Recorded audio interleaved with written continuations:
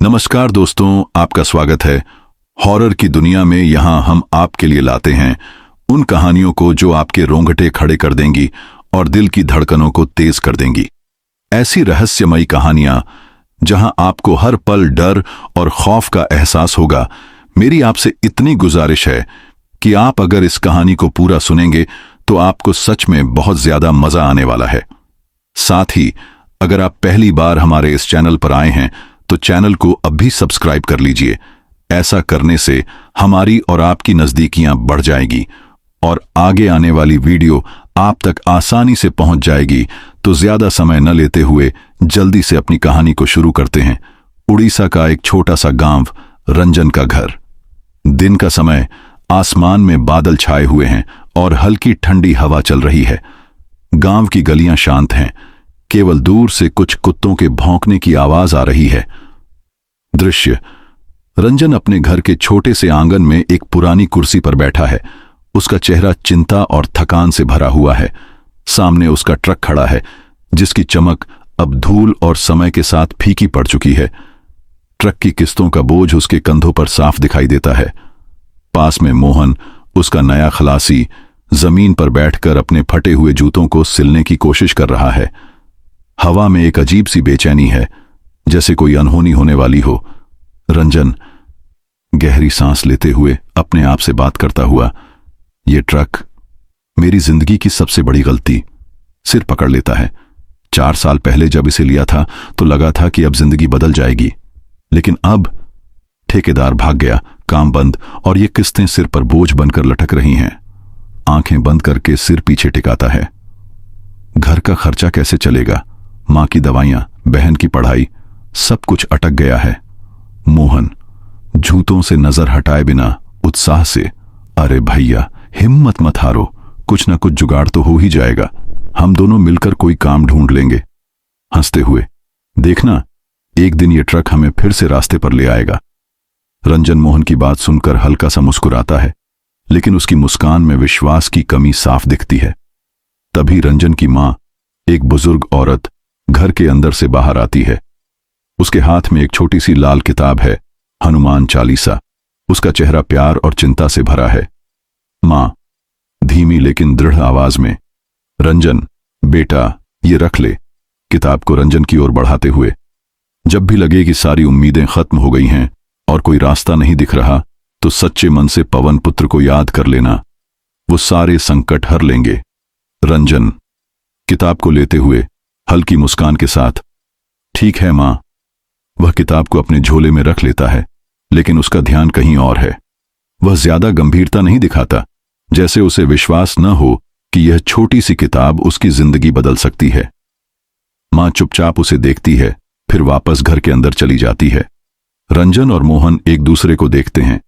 दोनों के चेहरों पर एक अजीब सी बेचैनी है, लेकिन पैसों की जरूरत और परिवार की जिम्मेदारी उन्हें हार मानने नहीं दे रही। दृश्य बदलता है। शहर का ट्रांसपोर्ट अड्डा।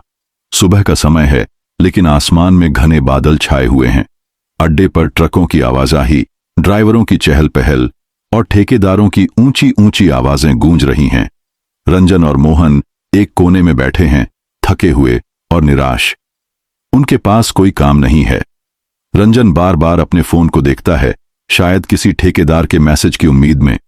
मोहन एक पुराना अखबार पढ़ने की कोशिश कर रहा है, लेकिन उसका ध्यान भी बार बार भटक रहा है।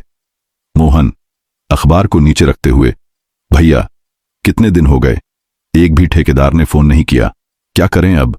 रंजन गहरी सांस लेते हुए, मैं क्या बता सकता हूं मोहन। ट्रक खड़ा है, पेट खाली है और बैंक वाले हर हफ्ते फोन करके गालियां देते हैं। गुस्से में, अगर यूं ही चला तो ये ट्रक बेचना पड़ेगा, लेकिन फिर जिंदगी क्या होगी? तभी उनके पास एक लंबा पतला सा आदमी आता है। उसका चेहरा पीला है, आंखें गहरी धंसी हुई हैं, जैसे कई रातों से सोया ना हो। उसकी चाल में एक अजीब सी ठंडक है और उसकी आवाज में कुछ ऐसा जो सुनने में सामान्य लगता है, लेकिन दिल में बेचैनी पैदा करता है। अजीब आदमी ठंडी गहरी आवाज में, गाड़ी तुम्हारी है? ट्रक की ओर इशारा करता है। खाली है। रंजन हैरानी से लेकिन सतर्क, हां सेठ जी, खाली है। अजीब आदमी, हल्की मुस्कान के साथ, लेकिन उस मुस्कान में कुछ ठंडक। एक लंबा चक्कर है, उड़ीसा से बिहार, कालियारी गांव तक। रास्ता सुनसान है, लेकिन पैसा मुंह मांगा मिलेगा। रंजन और मोहन एक दूसरे को देखते हैं। कालियारी का नाम सुनते ही रंजन के चेहरे पर एक अजीब सी सिहरन दौड़ जाती है। उसने इस गांव के बारे में डरावनी कहानियां सुनी हैं। लोग कहते हैं कि वहां सूरज ढलने के बाद कोई नहीं जाता, और जो गया वह कभी लौटा नहीं। लेकिन पैसों का लालच और आर्थिक तंगी उसके डर पर भारी पड़ रही है। रंजन हिचकिचाते हुए, कालियारी? सुना है वो जगह ठीक नहीं। वहां के रास्ते पर अजीब अजीब हादसे होते हैं। अजीब आदमी, आंखें सिकोड़ते हुए, आवाज में हल्की सख्ती। तुम्हें माल की चिंता नहीं करनी, बस गाड़ी चलानी है। सामान की डिलीवरी कर दो, पैसा तुम्हारा। वह अपने कोट की जेब से एक कागज निकालता है और रंजन को देता है।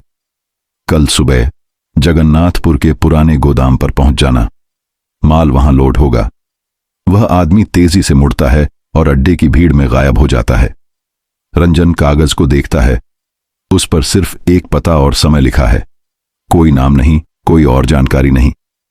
रंजन के मन में एक अजीब सी बेचैनी उठती है, लेकिन वह उसे दबा देता है। मोहन उत्साहित, आंखों में चमक, भैया ये मौका छोड़ना नहीं चाहिए। इतना पैसा मिलेगा कि आधा कर्ज उतर जाएगा। फिर हम सिर्फ दिन में काम करेंगे, रात के चक्कर नहीं लेंगे। रंजन गंभीर धीमी आवाज में, ठीक है मोहन, लेकिन कुछ ठीक नहीं लग रहा। वो आदमी, उसकी आंखों में कुछ था। और कालियारी? वह चुप हो जाता है, जैसे कुछ कहना चाहता हो, लेकिन रुक जाता है। दृश्य बदलता है। रात का समय। रंजन अपने घर में बिस्तर पर लेटा है। बाहर हल्की बारिश शुरू हो गई है। खिड़की से ठंडी हवा आ रही है और पर्दे हल्के हल्के हिल रहे हैं। रंजन की आंखें खुली हैं, नींद कहीं गायब है। उसके दिमाग में बार बार कालियारी का नाम गूंज रहा है। उसने गांव के बुजुर्गों से सुना था कि वह जगह शापित है, जहां आत्माएं भटकती हैं। वह अपने झोले की ओर देखता है, जिसमें हनुमान चालीसा रखी है। एक पल के लिए वह उसे निकालने की सोचता है, लेकिन फिर मन बदल लेता है। रंजन खुद से बड़बड़ाते हुए, रंजन तू ज्यादा सोच रहा है। ये सब बूढ़ों की कहानियां हैं। बस एक चक्कर है, माल पहुंचा, पैसा ले और वापस आ। वह आंखें बंद करता है, लेकिन बाहर कुत्तों का भौंकना अचानक तेज हो जाता है। वह चौंक कर उठ बैठता है।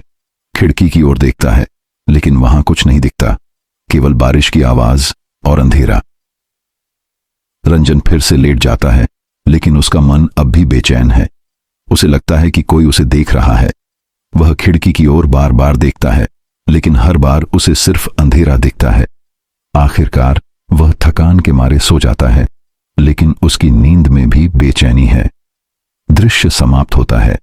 रंजन और मोहन अनजाने में एक ऐसी यात्रा की ओर बढ़ रहे हैं जो उनकी जिंदगी को हमेशा के लिए बदल देगी।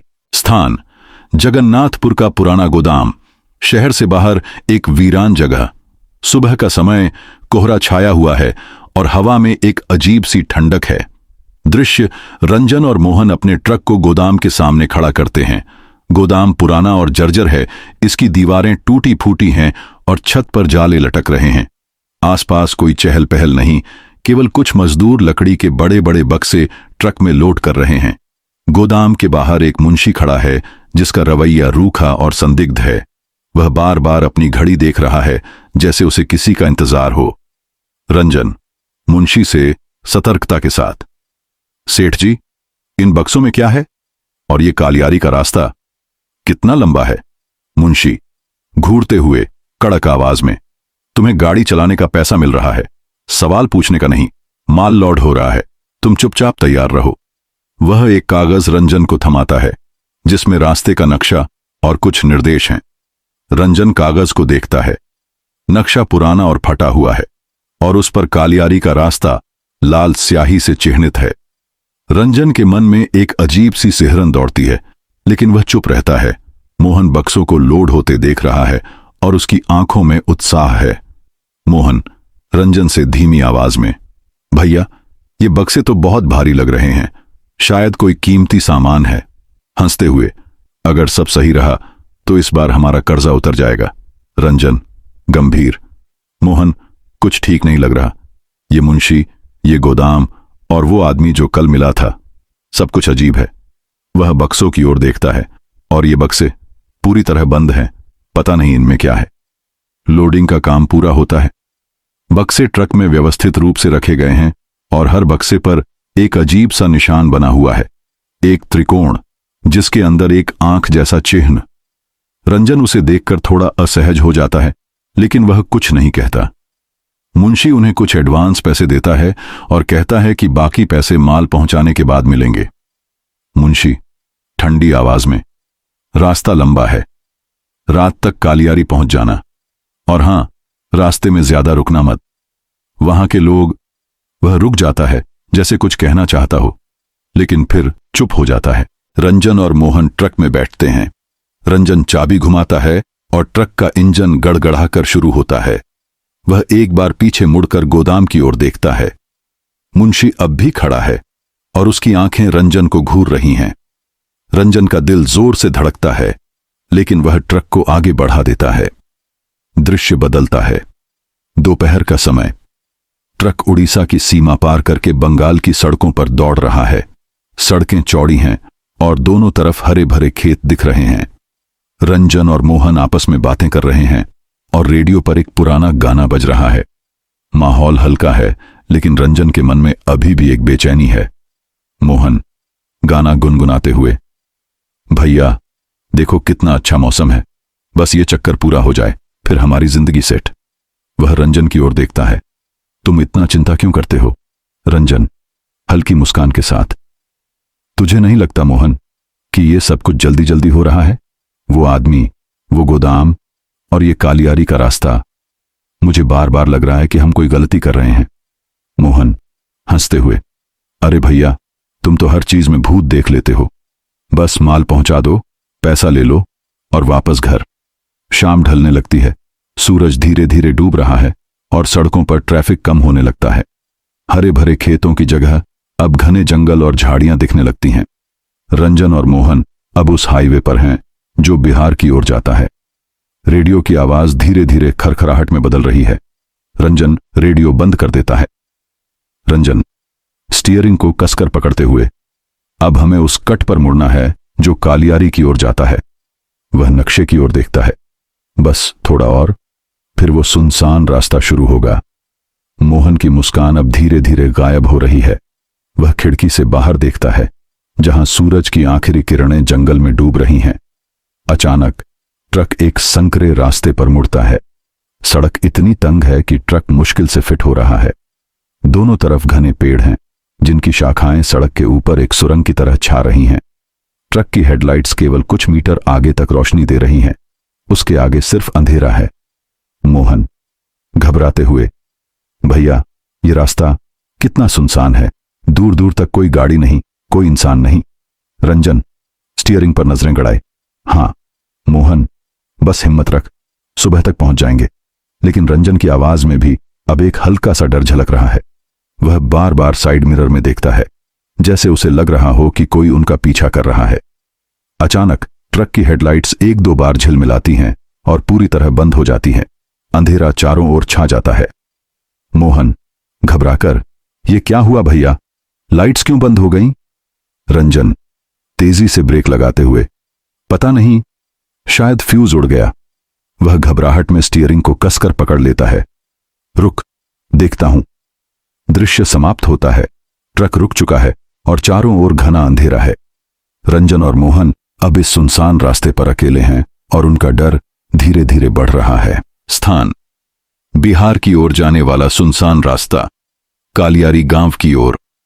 रात का समय, चारों ओर घना अंधेरा। ट्रक की हेडलाइट्स बंद हो चुकी हैं और जंगल की सन्नाटे भरी खामोशी हवा में तैर रही है। पेड़ों की शाखाएं सड़क के ऊपर एक काली छत की तरह छाई हुई हैं और दूर से झींगुरों की आवाजें माहौल को और डरावना बना रही हैं। दृश्य, रंजन और मोहन ट्रक की केबिन में बैठे हैं। दोनों के चेहरों पर घबराहट साफ दिख रही है। ट्रक की हेडलाइट्स के अचानक बंद होने से दोनों सकते में हैं। रंजन स्टीयरिंग को कसकर पकड़े हुए है और उसकी सांसें तेज चल रही हैं। मोहन बार बार खिड़की से बाहर देख रहा है, लेकिन अंधेरे में कुछ भी नजर नहीं आता। ट्रक का इंजन अब भी चल रहा है, लेकिन उसकी गड़गड़ाहट इस सन्नाटे में और भी भयानक लग रही है। मोहन घबराई आवाज में, लगभग चीखते हुए, भैया ये क्या हो गया? लाइट्स क्यों बंद हो गईं? वह स्टीयरिंग की ओर देखता है, जैसे जवाब वहां मिलेगा। अब हम क्या करें? इस अंधेरे में, इस जंगल में। उसकी आवाज में डर साफ झलक रहा है। रंजन स्टीयरिंग को और कसकर पकड़ते हुए खुद को तसल्ली देने की कोशिश में, शांत हो मोहन, शायद फ्यूज उड़ गया होगा, मैं देखता हूं। वह गहरी सांस लेता है, लेकिन उसकी आवाज में भी एक हल्का सा कांपना है। तू बस शांत रह। रंजन ट्रक का दरवाजा खोलता है और धीरे से बाहर उतरता है। बाहर की हवा इतनी ठंडी है कि उसका शरीर सिहर उठता है। वह अपने फोन की टॉर्च जलाता है, लेकिन टॉर्च की रोशनी इस घने अंधेरे में कुछ मीटर से आगे नहीं जाती। मोहन भी घबराते हुए ट्रक से उतरता है और अपनी टॉर्च जलाकर रंजन के पास आ जाता है। दोनों ट्रक के बोनट की ओर बढ़ते हैं। जंगल में झींगुरों की आवाज अब और तेज हो गई है और बीच बीच में किसी अनजान जानवर की हल्की सी चीख सुनाई दे रही है।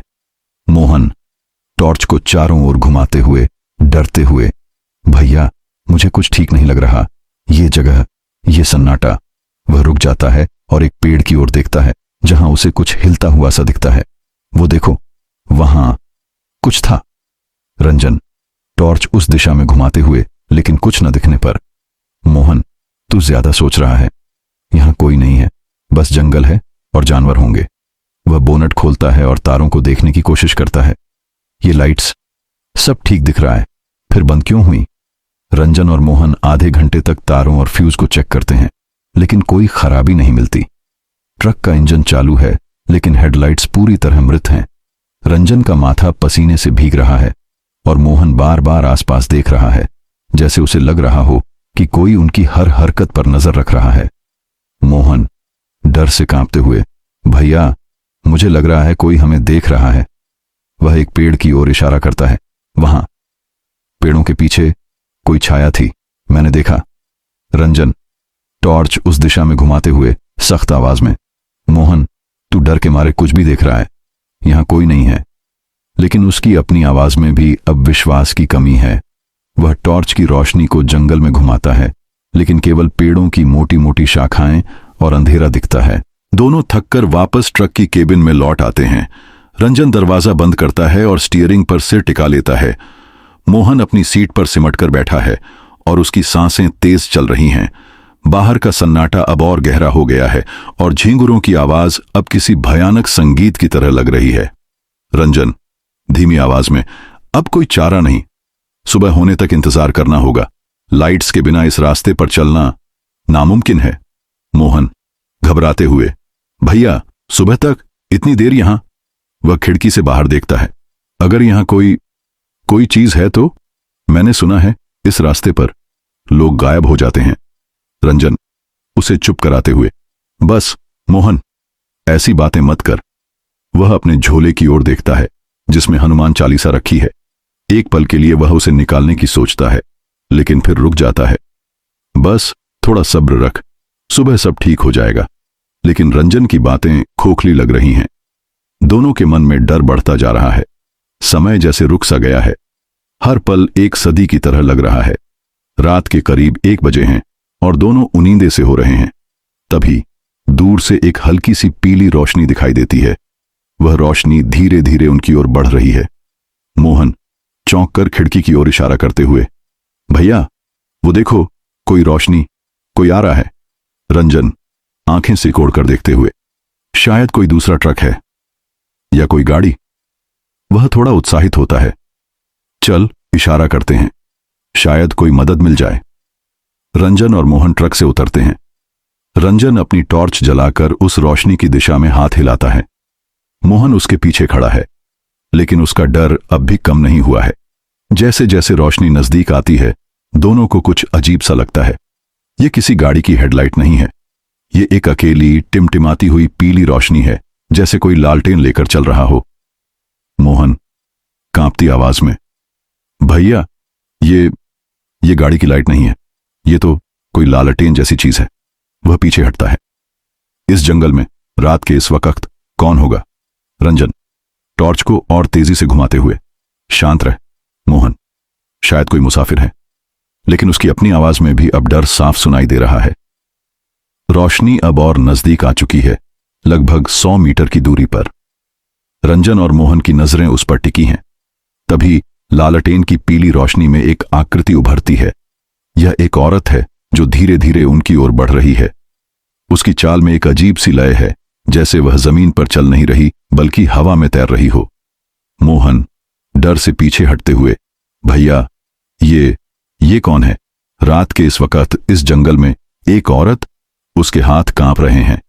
रंजन अपनी जगह पर जमकर टॉर्च को उस औरत की ओर फोकस करते हुए, पता नहीं मोहन।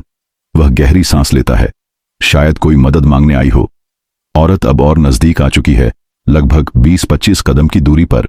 रंजन और मोहन उसे अब साफ देख सकते हैं। वह एक बुजुर्ग औरत है जिसकी कमर झुकी हुई है। उसने एक मैली सी सफेद साड़ी पहनी है और उसके सफेद बाल बिखरे हुए हैं। एक हाथ में वह पुरानी सी लालटेन पकड़े हुए है और दूसरे हाथ में एक लाठी है जिसके सहारे वह चल रही है। उसका चेहरा झुर्रियों से भरा है और उसकी आंखें गहरी धंसी हुई हैं, लेकिन उनमें एक अजीब सी चमक है। रंजन खुद को तसल्ली देते हुए धीमी आवाज में, शायद कोई गांव की बुढ़िया है इस जंगल में, शायद रास्ता भटक गई हो। लेकिन उसका दिल तेजी से धड़क रहा है। औरत अब उनके ट्रक के ठीक सामने आकर रुक जाती है। लालटेन की रोशनी में उसका चेहरा और भी रहस्यमयी और डरावना लग रहा है। वह अपनी कांपती हुई आवाज में बोलती है, बुढ़िया मीठी लेकिन चुभने वाली आवाज में, का भयो बेटा, गाड़ी खराब हो गई का? वह अपनी ढंसी हुई आंखों से रंजन को घूरती है। मोहन जल्दबाजी में हमदर्दी भरी आवाज में, हां अम्मा, गाड़ी की लाइट्स चली गईं। हम सुबह से निकले हैं और अब यहां फंस गए। वह रंजन की ओर देखता है, जैसे उसे इस जवाब पर सहमति चाहिए। रंजन सतर्क बुढ़िया को गौर से देखते हुए, तुम इस वक्त यहां क्या कर रही हो अम्मा? और तुम्हारा गांव कहां है? हमें तो बताया गया था कि यहां दूर दूर तक कोई आबादी नहीं। बुढ़िया की आंखों में एक पल के लिए कुछ चमकता है, जैसे रंजन का सवाल उसे अच्छा नहीं लगा, लेकिन वह तुरंत अपने चेहरे पर लाचारी का भाव लाती है। बुढ़िया कांपती आवाज में, क्या बताऊं बेटा, किस्मत की मार है। मेरी बेटी इसी रास्ते पर आगे वाले गांव में ब्याही है। उसकी तबीयत खराब थी, उसी को देखने गई थी। लौटते वक्त बैलगाड़ी का पहिया टूट गया। अब सुबह तक तो ठीक नहीं होगा, सो मैं पैदल ही अपने घर की ओर निकल पड़ी। वह एक हल्की सी मुस्कान देती है जो रंजन को ठंडी और बनावटी लगती है। मोहन हमदर्दी से, अरे बेचारी, भैया हमें इनकी मदद करनी चाहिए। वह रंजन की ओर देखता है, वैसे भी हमारे पास सुबह तक यहीं रुकने के अलावा कोई चारा नहीं। रंजन हिचकिचाते हुए बुढ़िया को देखते हुए, अम्मा हम तुम्हारे साथ कैसे चलें? ये ट्रक माल से भरा है, इसे यूं लावारिस छोड़ नहीं सकते। बुढ़िया मुस्कुराते हुए, लेकिन उसकी मुस्कान में कुछ अजीब, अरे बेटा, इस सड़क पर कौन आता जाता है जो तुम्हारे ट्रक को छुएगा? यहां परिंदे भी पर नहीं मारते, सब सुरक्षित रहेगा। चलो मेरे साथ, मेरे घर पर। भूखे भी होंगे, रूखी सूखी जो भी है खा लेना। रंजन का मन अभी भी मना कर रहा है। उसे बुढ़िया की बातों में कुछ गड़बड़ लग रही है, लेकिन मोहन की आंखों में लाचारी और भूख साफ दिख रही है। रंजन का मन भी अब डोलने लगता है। वह सोचता है कि शायद वह ज्यादा ही सोच रहा है। एक कमजोर सी बुढ़िया क्या बिगाड़ लेगी? रंजन गहरी सांस लेते हुए, ठीक है अम्मा, हम चलते हैं, लेकिन ज्यादा दूर नहीं, बस तुम्हारे घर तक। बुढ़िया के चेहरे पर एक अजीब सी मुस्कान फैल जाती है, जैसे कोई शिकारी अपने शिकार को फंसता देखकर मुस्कुराता है। वह लाठी टेकते हुए आगे बढ़ती है और एक कच्ची पगडंडी की ओर इशारा करती है। बुढ़िया धीमी आवाज में, चलो बेटा, मेरा घर ज्यादा दूर नहीं। रंजन और मोहन ट्रक का दरवाजा बंद करते हैं और बुढ़िया के पीछे पीछे चल पड़ते। पगडंडी संकरी और झाड़ियों से ढकी हुई है। जंगल का अंधेरा और गहरा हो गया है और केवल बुढ़िया की लालटेन की टिमटिमाती रोशनी रास्ता दिखा रही है। रंजन बार बार पीछे मुड़कर अपने ट्रक की ओर देखता है, जो धीरे धीरे अंधेरे में गायब हो रहा है। दृश्य समाप्त होता है। रंजन और मोहन अब एक अनजान और खतरनाक रास्ते पर हैं और बुढ़िया की मासूमियत के पीछे छुपा रहस्य धीरे धीरे उजागर होने वाला है। बिहार की ओर जाने वाला सुनसान जंगल, कालियारी गांव के पास। रात का समय, घना अंधेरा चारों ओर छाया हुआ है। पगडंडी संकरी और उबड़ खाबड़ है और जंगल की डरावनी आवाजें हवा में तैर रही हैं। बुढ़िया की लालटेन की टिमटिमाती रोशनी ही एकमात्र सहारा है। दृश्य, रंजन और मोहन बुढ़िया के पीछे पीछे कच्ची पगडंडी पर चल रहे हैं। बुढ़िया की लालटेन की पीली रोशनी जंगल के अंधेरे में हल्का सा उजाला फैला रही है, लेकिन वह उजाला इतना कमजोर है कि पेड़ों की छायाएं और डरावनी लग रही हैं। रंजन बार बार अपने पीछे देख रहा है, जहां उनका ट्रक अब पूरी तरह अंधेरे में गायब हो चुका है। मोहन अपने कदमों को जल्दी जल्दी बढ़ा रहा है, लेकिन उसकी सांसें भारी हैं और उसका चेहरा डर और थकान से भरा हुआ है। जंगल में झींगुरों की आवाज अब किसी भयानक मंत्र की तरह गूंज रही है और बीच बीच में किसी अनजान जानवर की चीख माहौल को और डरावना बना रही है। मोहन हांफते हुए धीमी आवाज में, भैया, ये रास्ता कितना लंबा है। वह अपने जूतों पर लगी मिट्टी को देखता है। और ये बुढ़िया इतनी तेजी से कैसे चल रही है? सड़क पर तो लाठी के सहारे मुश्किल से चल रही थी। रंजन सतर्क बुढ़िया की ओर देखते हुए, हां मोहन, मुझे भी कुछ ठीक नहीं लग रहा। वह अपनी टॉर्च जलाकर आसपास देखता है, लेकिन टॉर्च की रोशनी केवल झाड़ियों और पेड़ों को ही उजागर करती है। इस औरत में कुछ गड़बड़ है। तू बस मेरे पास रह और आंखें खुली रख। बुढ़िया आगे आगे चल रही है और उसकी चाल में अब एक अजीब सी तेजी आ गई है। उसकी लाठी जमीन पर हल्के हल्के टकरा रही है, लेकिन उसकी आवाज में कोई थकान नहीं। वह बार बार पीछे मुड़कर रंजन और मोहन को देखती है और उसकी धंसी हुई आंखों में एक चमक है जो रंजन को असहज कर रही है। बुढ़िया मीठी लेकिन ठंडी आवाज में बिना रुके, बस थोड़ा और बेटा, मेरा घर अब पास ही है। वह एक हल्की मुस्कान देती है जो लालटेन की रोशनी में और डरावनी लगती है। रंजन का मन बार बार उसे वापस लौटने को कह रहा है। उसे लग रहा है कि वह कोई गलती कर रहा है, लेकिन मोहन की भूख और थकान और ट्रक की खराबी ने उन्हें इस अनजान औरत की दया पर निर्भर कर दिया है। वह अपने झोले को कसकर पकड़े हुए है, जिसमें हनुमान चालीसा की किताब रखी है। उसे अपनी मां की बात याद आती है, लेकिन वह उसे दबा देता है। रंजन खुद से बड़बड़ाते हुए, बस एक रात की बात है। सुबह होते ही हम ट्रक ठीक करेंगे और निकल जाएंगे। लेकिन उसकी आवाज में विश्वास की कमी साफ झलक रही है। लगभग आधे घंटे की थकाऊ और डरावनी यात्रा के बाद बुढ़िया अचानक रुकती है। वह सामने की ओर इशारा करती है। बुढ़िया कांपती आवाज में, देखो बेटा, वो रहा मेरा घर। रंजन और मोहन सामने देखते हैं। घने पेड़ों के बीच से एक हल्की सी पीली रोशनी झांक रही है, ठीक वैसी ही जैसी बुढ़िया की लालटेन से निकल रही है। जैसे जैसे वे आगे बढ़ते हैं, पेड़ों का झुरमुट खुलता है और सामने एक खुली जगह में एक पुराना जर्जर मकान दिखाई देता है। मकान मिट्टी और लकड़ी का बना है और इसकी छत पर फूस बिछा हुआ है। बाहर एक छोटा सा आंगन है जहां एक दीपक जल रहा है। उस दीपक की रोशनी इतनी कमजोर है कि वह मकान को और रहस्यमयी बना रही है। मोहन हल्की राहत की सांस लेते हुए, चलो भैया, कम से कम छत तो मिल गई। वह बुढ़िया की ओर देखता है। अम्मा, शुक्रिया। रंजन सतर्क मकान को गौर से देखते हुए, हां मोहन, लेकिन कुछ ठीक नहीं लग रहा। वह मकान की ओर देखता है। दीवारों पर जगह जगह दरारें हैं और खिड़कियां टूटी हुई हैं। ये जगह जैसे कोई सालों से यहां रहा ही ना हो। बुढ़िया मकान का दरवाजा खोलती है, जो लकड़ी की चरमराहट के साथ खुलता है। वह अंदर जाते हुए कहती है। बुढ़िया मुस्कुराते हुए, आ जाओ बेटा, इसे अपना ही घर समझो। वह लालटेन को एक कोने में रखती है और उन्हें अंदर आने का इशारा करती है। रंजन और मोहन डरते डरते झिझकते हुए मकान के अंदर कदम रखते हैं।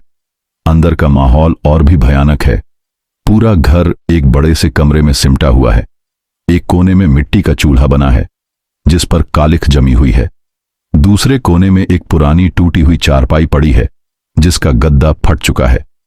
दीवारों पर जाले लटक रहे हैं और हवा में एक अजीब सी सीलन और सड़ांत की गंध है। रंजन की नाक सिकुड़ जाती है। रंजन मोहन के कान में फुसफुसाते हुए, मोहन, ये गंध, कुछ सड़ रहा है। वह चारों ओर देखता है लेकिन कुछ समझ नहीं पाता।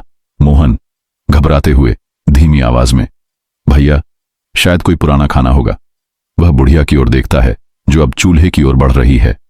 अम्मा, तुम यहां अकेली रहती हो? बुढ़िया, चूल्हे में लकड़ियां डालते हुए बिना पलटे। हाँ बेटा, अकेली ही हूं। वह एक अजीब सी धुन गुनगुनाने लगती है जो बिना किसी सुरताल के है। मेरे अपने तो वक्त आने पर मिल जाते हैं। उसके जवाब में एक रहस्यमयी ठंडक है जो रंजन को और सतर्क कर देती है। वह बुढ़िया को गौर से देखता है। उसकी हरकतें अब पहले से ज्यादा तेज और आत्मविश्वास भरी लग रही हैं। वह चूल्हे में आग जलाती है और आग की लपटें दीवारों पर नाचने लगती हैं। उसकी परछाई दीवार पर एक विशाल भयानक आकृति की तरह दिख रही है। रंजन खुद से बड़बड़ाते हुए, ये औरत, ये जगह, कुछ तो गड़बड़ है। वह अपने झोले को और कसकर पकड़ लेता है। बुढ़िया एक पुराने संदूक से आटा निकालती है और उसे गूंथने लगती है। वह अब भी वही अजीब धुन गुनगुना रही है जो रंजन और मोहन के रोंगटे खड़े कर रही है। मोहन माहौल को हल्का करने की कोशिश करता है। मोहन हल्की मुस्कान के साथ, अम्मा, तुम्हारा खाना तो बहुत स्वादिष्ट होगा, हम सुबह से भूखे हैं। बुढ़िया मुस्कुराते हुए, लेकिन उसकी आंखें रंजन पर टिकी हैं। हाँ बेटा, जंगल का सादा खाना है लेकिन पेट भर जाएगा। वह रोटियां बनाने लगती है और उसकी हरकतें इतनी फुर्तीली हैं कि रंजन को शक होने लगता है। लगभग आधे घंटे बाद बुढ़िया 2 पत्तलें लाती है जिन पर गर्मागर्म रोटियां और एक मिट्टी की हांडी से निकाली गई सब्जी परोसी गई है। खाने की खुशबू अच्छी है, लेकिन रंजन को उसमें एक अजीब सा कसैलापन और धातु जैसी गंध महसूस होती है। वह पत्तल को देखता है और उसका मन खाने को मना कर रहा है। बुढ़िया उनके सामने बैठते हुए, खाओ बेटा, शर्माओ मत। वह रंजन को गौर से देख रही है, जैसे उसकी हर हरकत पर नजर रख रही हो। मोहन भूख से बेहाल पहला निवाला तोड़ते हुए, वाह अम्मा, खाना तो बहुत स्वादिष्ट है। वह जल्दी जल्दी खाने लगता है। रंजन भी एक निवाला तोड़ता है और मुंह में डालता है, लेकिन जैसे ही वह उसे चबाता है उसे एक अजीब सा स्वाद महसूस होता है। सब्जी में कुछ ऐसा है जो उसे सामान्य नहीं लग रहा। वह निवाला निगलने की कोशिश करता है, लेकिन उसका गला जैसे रुक सा जाता है। वह बुढ़िया की ओर देखता है जो अब भी उसे घूर रही है। उसकी आंखें अंधेरे में चमक रही हैं, जैसे वह रंजन के मन को पढ़ रही हो। रंजन बहाना बनाते हुए, अम्मा, खाना तो अच्छा है, लेकिन दिन भर की थकान से भूख मर गई। वह पत्तल को धीरे से नीचे रखता है। बुढ़िया हल्की मुस्कान के साथ, लेकिन उसकी आवाज में एक ठंडक, अरे खा ले बेटा, इस जंगल में जिंदा रहने के लिए ताकत चाहिए। जो ताकत नहीं रखता उसे जंगल खा लेता है। वह हंसती है, लेकिन उसकी हंसी में कुछ ऐसा है जो रंजन को धमकी जैसा लगता है। रंजन का दिल जोर जोर से धड़क रहा है। उसे अब यकीन हो रहा है कि यह औरत कोई साधारण इंसान नहीं है। वह मोहन की ओर देखता है जो अपनी पत्तल साफ कर चुका है और अब थोड़ा सुस्त सा दिख रहा है। मोहन हल्की नींद में, भैया खाना खाकर तो नींद आने लगी, वह जम्हाई लेता है। रंजन का शक और गहरा हो जाता है। उसे लगता है कि खाने में कुछ मिला हुआ है। वह बुढ़िया को देखता है जो अब पत्तलें उठाकर एक कोने में ले जा रही है। उसकी चाल में अब कोई कमजोरी नहीं, बल्कि एक अजीब सी ताकत दिख रही है। बुढ़िया उनकी ओर देखते हुए, तुम दोनों थक गए होंगे, अब आराम कर लो। वह उस चटाई की ओर इशारा करती है जहां वे बैठे हैं। यहीं सो जाओ, मैं दूसरे कमरे में सोने जा रही हूं। रंजन हैरानी से धीमी आवाज में, दूसरा कमरा? वह चारों ओर देखता है। इस छोटे से मकान में दूसरा कमरा कहां से आया? वह एक कोने में एक पुराना चितकबरा पर्दा लटका हुआ देखता है। पर्दा इतना गंदा और मोटा है कि उसके पीछे क्या है इसका अंदाजा लगाना मुश्किल है। बुढ़िया अपनी लालटेन और लाठी उठाती है और उस पर्दे की ओर बढ़ती है। जैसे ही वह पर्दा हटाती है, एक ठंडी बदबूदार हवा का झोंका बाहर आता है। वह गंध इतनी तीव्र है कि रंजन और मोहन दोनों की नाक सिकुड़ जाती है। मोहन नाक सिकोड़ते हुए धीमी आवाज में, भैया ये बदबू क्या है? जैसे कुछ सड़ रहा हो। रंजन चुपके से, मुझे भी कुछ ठीक नहीं लग रहा मोहन। वह बुढ़िया को देखता है जो अब पर्दे के पीछे गायब हो चुकी है। लालटेन की रोशनी पर्दे के पीछे जाती है और कमरे में लगभग पूरा अंधेरा छा जाता है। अब केवल चूल्हे में सुलगती लकड़ियों की हल्की हल्की आंच रोशनी दे रही है। रंजन और मोहन चटाई पर लेट जाते हैं, लेकिन नींद उनकी आंखों से कोसों दूर है। बाहर जंगल की आवाजें और तेज हो गई हैं और बीच बीच में किसी जानवर की डरावनी चीख सुनाई दे रही है। रंजन मोहन के कान में फुसफुसाते हुए, मोहन, तुझे कुछ अजीब नहीं लग रहा? ये औरत, ये घर, ये बदबू, मुझे तो यहां एक पल भी नहीं रुकना। मोहन नींद में डूबते हुए, अरे भैया सो जाओ, तुम हमेशा ज्यादा सोचते हो। बेचारी बुढ़िया ने हमें खाना दिया, छत दी, सुबह होते ही हम निकल जाएंगे। रंजन कुछ कहना चाहता है, लेकिन मोहन की आंखें पहले से बंद हो चुकी हैं। वह हल्के हल्के खर्राटे ले रहा है। रंजन चटाई पर लेटा है, लेकिन उसकी आंखें खुली हैं। वह छत को घूर रहा है और उसके दिमाग में बार बार बुढ़िया का चेहरा, उसकी अजीब मुस्कान और पर्दे के पीछे से आई बदबू घूम रही है। उसे लग रहा है कि इस घर में कोई बड़ा राज छुपा है। दृश्य समाप्त होता है। रंजन और मोहन अब एक अनजान और खतरनाक जगह पर कैद हैं और बुढ़िया का असली चेहरा धीरे धीरे सामने आने वाला है। स्थान कालियारी के पास जंगल में बुढ़िया का जर्जर मकान।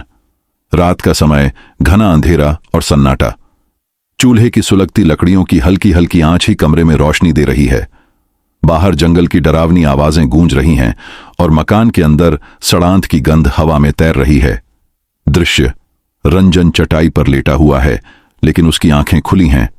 वह छत को घूर रहा है और उसका मन बेचैन है। मोहन पास में ही खर्राटे ले रहा है। उसकी सांसें भारी और नियमित हैं। रंजन का दिमाग बार बार बुढ़िया की अजीब मुस्कान, उसकी ठंडी आवाज और उस पर्दे की ओर जा रहा है जिसके पीछे बुढ़िया गायब हो गई थी। पर्दे के पीछे से आने वाली बदबू अब और तीव्र हो गई है, जैसे कोई चीज सड़ रही हो। रंजन का दिल जोर जोर से धड़क रहा है और उसे लग रहा है कि अगर वह अभी कुछ नहीं करेगा तो शायद सुबह तक जीवित नहीं बचेगा। रंजन खुद से बड़बड़ाते हुए धीमी आवाज में, ये जगह, ये औरत, कुछ तो गड़बड़ है। वह अपनी हथेलियों को मलता है जो पसीने से भीग चुकी हैं। मोहन को नींद कैसे आ गई? और ये बदबू, ये साधारण नहीं है। वह पर्दे की ओर देखता है।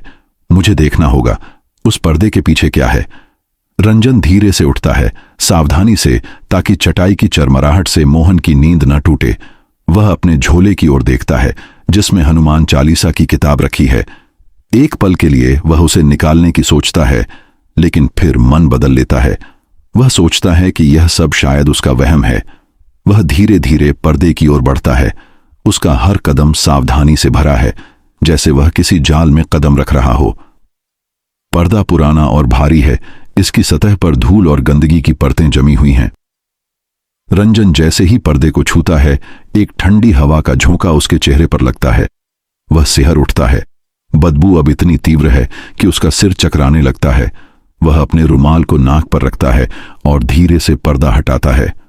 पर्दे के पीछे एक संकरा, अंधेरा गलियारा है। गलियारे की दीवारें नम और काली पड़ चुकी हैं और जमीन पर गीली मिट्टी जमी हुई है। गलियारे के अंत में एक हल्की सी पीली रोशनी टिमटिमा रही है, जैसे बुढ़िया की लालटेन अभी भी जल रही हो। रंजन का दिल जोर से धड़क रहा है, लेकिन उसका जिज्ञासु मन उसे आगे बढ़ने के लिए मजबूर कर रहा है। वह धीरे धीरे गलियारे में कदम रखता है। रंजन खुद से फुसफुसाते हुए, बस एक नजर, बस ये देखना है कि ये औरत क्या छुपा रही है। वह अपनी टॉर्च जलाता है और गलियारे में रोशनी डालता है। टॉर्च की रोशनी में गलियारे की दीवारें और भी भयानक दिख रही हैं। दीवारों पर अजीब से निशान बने हैं, कुछ त्रिकोण जैसे, कुछ आंखों जैसे, वही निशान जो उसने ट्रक में लोड बक्सों पर देखे थे। उसका दिमाग तेजी से काम कर रहा है। वह सोचता है कि क्या यह सब किसी बड़े षड्यंत्र का हिस्सा है? क्या ठेकेदार का मुंशी और यह बुढ़िया एक ही जाल का हिस्सा हैं? गलियारा एक छोटे से कमरे में खुलता है। कमरे में हवा इतनी भारी और बदबूदार है कि रंजन को सांस लेने में दिक्कत हो रही है। वह अपनी टॉर्च को चारों ओर घुमाता है। कमरे में एक पुरानी लकड़ी की मेज है जिस पर कुछ मटके और कांच की शीशियां रखी हैं। मटकों से वही सड़ांत की गंध आ रही है। मेज के पास एक पुराना टूटा हुआ दर्पण लटक रहा है जिसका कांच धुंधला पड़ चुका है। रंजन मेज के पास जाता है और एक मटके की ओर देखता है। मटके का ढक्कन ढीला है और उसमें से कुछ काला गाढ़ा तरल रिस रहा है। वह सावधानी से ढक्कन हटाता है और जैसे ही वह अंदर देखता है, उसका चेहरा सफेद पड़ जाता है। मटके में एक गाढ़ा लाल काला तरल भरा है जो खून जैसा दिखता है। उसकी सांस रुक जाती है और वह पीछे हटता है। रंजन कांपती आवाज में, ये क्या है? वह टॉर्च को मटके पर फोकस करता है। तरल में कुछ तैरता हुआ सा दिख रहा है, शायद कोई हड्डी या मांस का टुकड़ा। उसके रोंगटे खड़े हो जाते हैं। वह जल्दी से ढक्कन बंद करता है और पीछे हटता है। तभी उसे एक हल्की सी आहट सुनाई देती है, जैसे कोई धीरे धीरे चल रहा हो। वह टॉर्च को गलियारे की ओर घुमाता है, लेकिन वहां कुछ नहीं दिखता। उसका दिल अब इतनी तेजी से धड़क रहा है कि उसे लगता है कि वह फट जाएगा। रंजन खुद को तसल्ली देते हुए, शांत रंजन, शांत। ये सब शायद कोई गलतफहमी है, लेकिन उसका मन अब पूरी तरह डर से भर चुका है। वह कमरे में और देखने की हिम्मत जुटाता है। मेज के पास एक पुरानी किताब पड़ी है, जिसका कवर चमड़े का है। किताब इतनी पुरानी है कि उसके पन्ने पीले पड़ चुके हैं। रंजन उसे सावधानी से खोलता है। अंदर कुछ अजीब से चित्र और मंत्र लिखे हैं, जो किसी अनजान भाषा में हैं। चित्रों में कुछ भयानक आकृतियां हैं, लंबे नाखूनों वाली औरतें, खून से भरे मटके और आंखों जैसे निशान। रंजन का दिमाग चकराने लगता है। उसे समझ आ रहा है कि यह कोई साधारण जगह नहीं है। तभी उसे फिर से वही आहट सुनाई देती है, लेकिन इस बार यह और नजदीक है। वह टॉर्च को गलियारे की ओर घुमाता है और उसकी नजर पर्दे पर पड़ती है। पर्दा हल्का हल्का हिल रहा है, जैसे कोई उसके पीछे खड़ा हो। रंजन की सांसें रुक जाती हैं। वह धीरे से पर्दे की ओर बढ़ता है, लेकिन उसका हर कदम भारी पड़ रहा है। जैसे ही वह पर्दे को छूने वाला होता है, एक ठंडी कर्कश आवाज उसके कानों में गूंजती है। बुढ़िया पर्दे के पीछे से धीमी लेकिन भयानक आवाज में, क्या देख रहा है बेटा? रंजन चौंक कर पीछे हटता है। उसकी टॉर्च गिरते गिरते बचती है। वह पर्दे की ओर देखता है, लेकिन अब वह स्थिर है। बुढ़िया की आवाज अब भी उसके कानों में गूंज रही है। वह अपने डर को काबू करने की कोशिश करता है। रंजन हकलाते हुए, अम्मा, मैं बस पानी ढूंढ रहा था। पर्दा धीरे धीरे हटता है और बुढ़िया बाहर निकलती है। उसकी लालटेन अब भी जल रही है और उसकी रोशनी में उसका चेहरा और भी डरावना लग रहा है। उसकी आंखें अब पहले से ज्यादा गहरी और चमकदार दिख रही हैं, जैसे कोई जानवर शिकार को घूर रहा हो। बुढ़िया मुस्कुराते हुए, लेकिन उसकी मुस्कान में क्रूरता। पानी? अरे बेटा, इतनी रात को पानी की क्या जरूरत? वह रंजन के और नजदीक आती है। जो देखना नहीं चाहिए वो मत देख, नहीं तो जंगल की आत्माएं नाराज हो जाती हैं। रंजन का गला सूख रहा है। वह पीछे हटता है और उसका पैर चटाई पर ठोकर खाता है। वह मोहन की ओर देखता है, जो अभी भी गहरी नींद में है। उसे अब यकीन हो गया है कि खाने में कुछ मिला हुआ था, जिसने मोहन को इस तरह सुला दिया। रंजन हिम्मत जुटाते हुए, अम्मा, हमें अब जाना चाहिए, ट्रक ठीक करना है। बुढ़िया हंसते हुए, उसकी हंसी कमरे में गूंजती है। जाना? अभी तो रात बाकी है बेटा, सुबह तक रुको। वह एक कदम और नजदीक आती है। और फिर तुम्हारा ट्रक, वो अब तक वहां नहीं होगा। रंजन का चेहरा सफेद पड़ जाता है। उसे समझ नहीं आ रहा कि बुढ़िया का क्या मतलब है। वह जल्दी से मोहन को जगाने की कोशिश करता है। रंजन मोहन को हिलाते हुए, मोहन उठ, हमें यहां से जाना होगा। लेकिन मोहन हिलता तक नहीं। उसकी सांसें भारी हैं और वह गहरी नींद में डूबा हुआ है। बुढ़िया अब रंजन के ठीक सामने खड़ी है। उसकी आंखें अब पूरी तरह चमक रही हैं, जैसे उनमें कोई अलौकिक शक्ति हो। वह अपनी लालटेन को नीचे रखती है और अपनी लाठी को जमीन पर टेकती है। उसकी उंगलियां अब पहले से ज्यादा लंबी और पतली दिख रही हैं, जैसे नाखून किसी पंजे जैसे हों। बुढ़िया कर्कश आवाज में, तुमने जो देखा उसे भूल जा बेटा, नहीं तो ये जंगल तुम्हें निगल लेगा। रंजन का शरीर कांप रहा है। वह अपने झोले की ओर देखता है और उसे अपनी मां की दी हुई हनुमान चालीसा याद आती है। वह जल्दी से झोला उठाता है और किताब निकाल लेता है। उसे नहीं पता कि यह किताब उसे बचा सकती है या नहीं, लेकिन इस पल में वह सिर्फ अपनी मां की बात पर भरोसा करना चाहता है। रंजन किताब को सीने से लगाते हुए कांपती आवाज में, तुम कोई साधारण औरत नहीं हो। तुम क्या हो? बुढ़िया की हंसी अब और तेज हो जाती है। उसकी आवाज अब इंसानी नहीं, बल्कि किसी भयानक प्राणी की तरह लग रही है। वह धीरे धीरे रंजन की ओर बढ़ती है और उसकी परछाई दीवार पर एक विशाल डरावनी आकृति बन रही है। दृश्य समाप्त होता है। रंजन अब पूरी तरह डर के साए में है और उसे पता है कि वह और मोहन किसी भयानक जाल में फंस चुके हैं। स्थान: कालियारी के पास जंगल में बुढ़िया का जर्जर मकान। रात का समय, घना अंधेरा और सन्नाटा। चूल्हे की सुलगती लकड़ियों की हल्की सी आंच कमरे में टिमटिमा रही है। बाहर जंगल की आवाजें अब और तेज हो गई हैं, जैसे कोई अनजान शक्ति जंगल को जगा रही हो। मकान के अंदर सड़ांध की गंध अब असहनीय हो चुकी है और हवा में एक ठंडक है जो हड्डियों तक सिहरन पैदा कर रही है। दृश्य: रंजन चटाई के पास खड़ा है। उसके हाथ में हनुमान चालीसा की छोटी सी लाल किताब कसकर पकड़ी हुई है। उसका चेहरा पसीने से भीगा हुआ है और उसकी सांसें तेज चल रही हैं। सामने बुढ़िया खड़ी है। उसकी आंखें अब पूरी तरह चमक रही हैं, जैसे उनमें कोई अलौकिक आग जल रही हो। उसकी परछाई दीवार पर एक विशाल डरावनी आकृति की तरह नाच रही है और उसकी उंगलियां अब पंजों की तरह लंबी और नुकीली दिख रही हैं। मोहन अभी भी गहरी नींद में है। उसकी सांसें भारी और नियमित हैं। रंजन का दिल इतनी जोर से धड़क रहा है कि उसे लगता है कि यह अब फट जाएगा। रंजन कांपती आवाज में, किताब को और कसकर पकड़ते हुए, तुम कोई इंसान नहीं हो। वह पीछे हटता है। उसका पैर चटाई पर ठोकर खाता है। ये सब क्या है? वो मटके, वो खून, वो किताब। तुम क्या चाहती हो हमसे? बुढ़िया की हंसी अब और तेज हो जाती है। उसकी आवाज अब पूरी तरह इंसानी नहीं रही। ये किसी गहरे खोखले कुएं से निकलती हुई लग रही है, जैसे कोई शैतानी शक्ति उसमें बोल रही हो।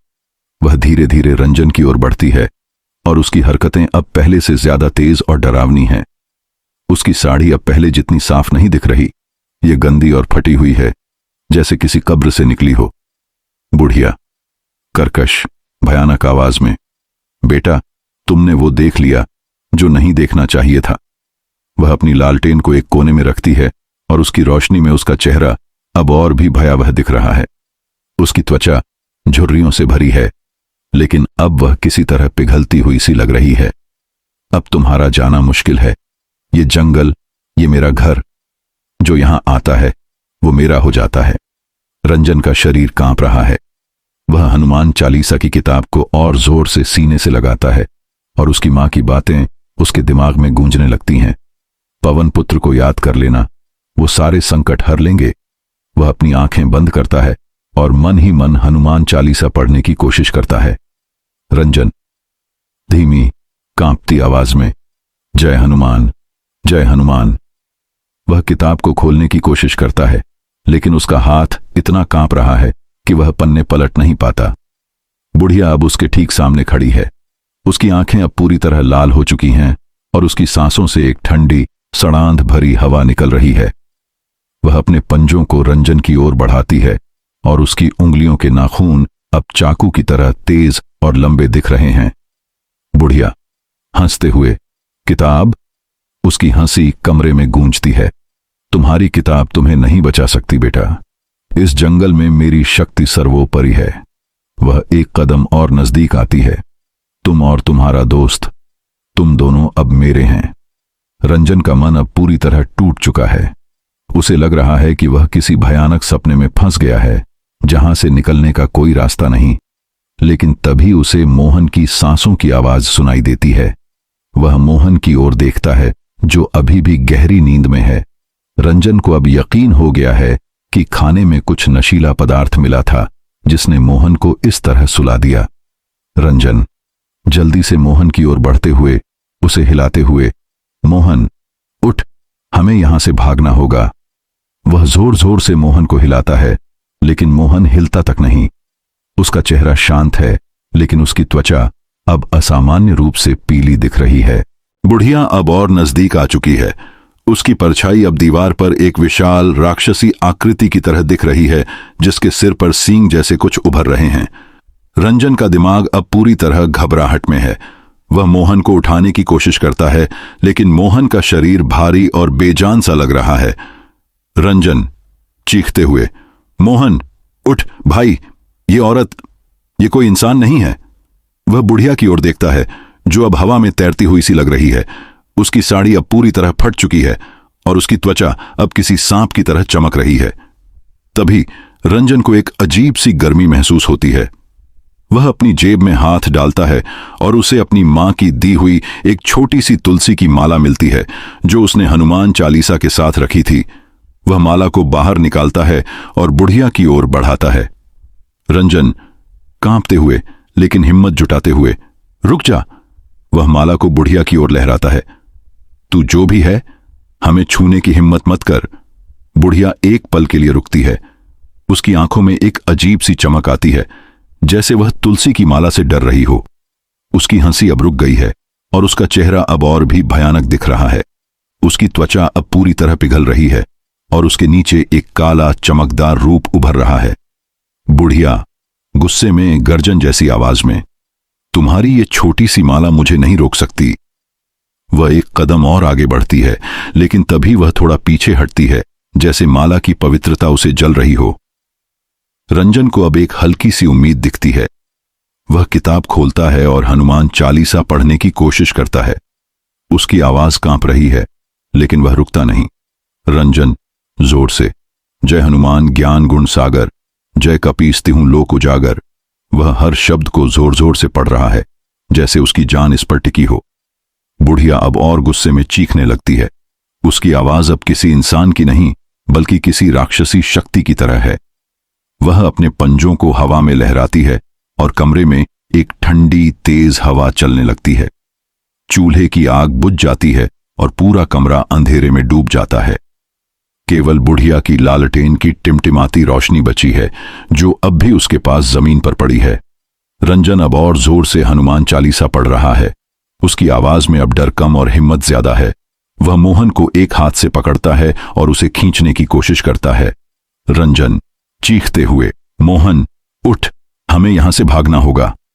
वह मोहन के चेहरे पर पानी छिड़कने की कोशिश करता है, जो उसने अपने झोले में रखी बोतल से निकाला है। मोहन की आंखें धीरे धीरे खुलती हैं। उसका चेहरा अब भी पीला है और उसकी आंखें धुंधली हैं। वह कुछ बोलने की कोशिश करता है, लेकिन उसकी आवाज कमजोर है।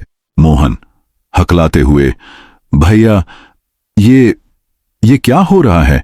वह बुढ़िया की ओर देखता है और डर से चीख पड़ता है, ये क्या है? बुढ़िया अब पूरी तरह अपना असली रूप दिखा रही है। उसकी त्वचा अब पूरी तरह काली पड़ चुकी है और उसकी आंखें लाल आग की तरह जल रही हैं। उसका मुंह अब चौड़ा और डरावना है, जिसमें नुकीले पीले दांत चमक रहे हैं। वह अब हवा में तैर रही है और उसकी साड़ी हवा में लहरा रही है, जैसे कोई काला बादल। रंजन मोहन को खींचते हुए, मोहन उठ, हमें भागना होगा। ये कोई इंसान नहीं है, ये पिशाचिनी है। रंजन मोहन का हाथ पकड़ता है और उसे खींचकर दरवाजे की ओर ले जाता है। बुढ़िया अब और तेजी से उनकी ओर बढ़ रही है और उसकी चीखें अब पूरे जंगल में गूंज रही हैं। बाहर के जानवरों की आवाजें अब पूरी तरह खामोश हो चुकी हैं, जैसे जंगल भी इस शैतानी शक्ति से डर गया हो। रंजन और मोहन किसी तरह मकान के दरवाजे तक पहुंचते हैं। रंजन दरवाजा खोलने की कोशिश करता है, लेकिन दरवाजा जैसे जाम हो गया हो। वह जोर जोर से उसे धक्का देता है, लेकिन वह हिलता तक नहीं।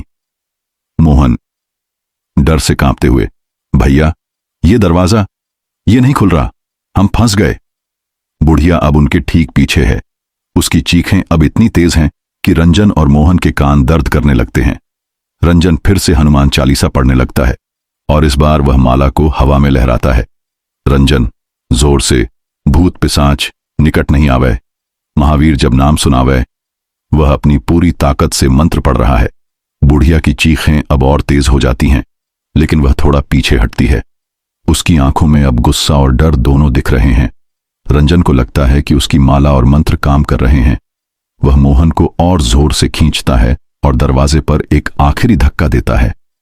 अचानक दरवाजा चरमराते हुए खुलता है और एक ठंडी हवा का झोंका अंदर आता है। रंजन और मोहन बाहर की ओर भागते हैं, लेकिन बाहर का जंगल अब पहले से भी ज्यादा डरावना लग रहा है। पेड़ों की शाखाएं अब किसी राक्षसी हाथों की तरह दिख रही हैं और हवा में एक अजीब सी सनसनाहट है। दृश्य समाप्त होता है। रंजन और मोहन अब जंगल में भाग रहे हैं, लेकिन पिशाचिनी उनका पीछा छोड़ने वाली नहीं है। स्थान कालियारी के पास घना जंगल, बिहार। रात का समय, आसमान में बादल छाए हुए हैं और चांद की हल्की सी रोशनी पेड़ों की घनी शाखाओं के बीच से मुश्किल से झांक रही है। जंगल में सन्नाटा है, लेकिन बीच बीच में किसी अनजान प्राणी की चीख और पत्तियों की सरसराहट माहौल को और डरावना बना रही है। हवा में एक ठंडी सिहरन है और सड़हांत की गंध अब भी हवा में तैर रही है। दृश्य, रंजन और मोहन जंगल की उबड़-खाबड़ पगडंडी पर भाग रहे हैं। रंजन का एक हाथ मोहन के कंधे पर है और वह उसे लगभग खींच रहा है।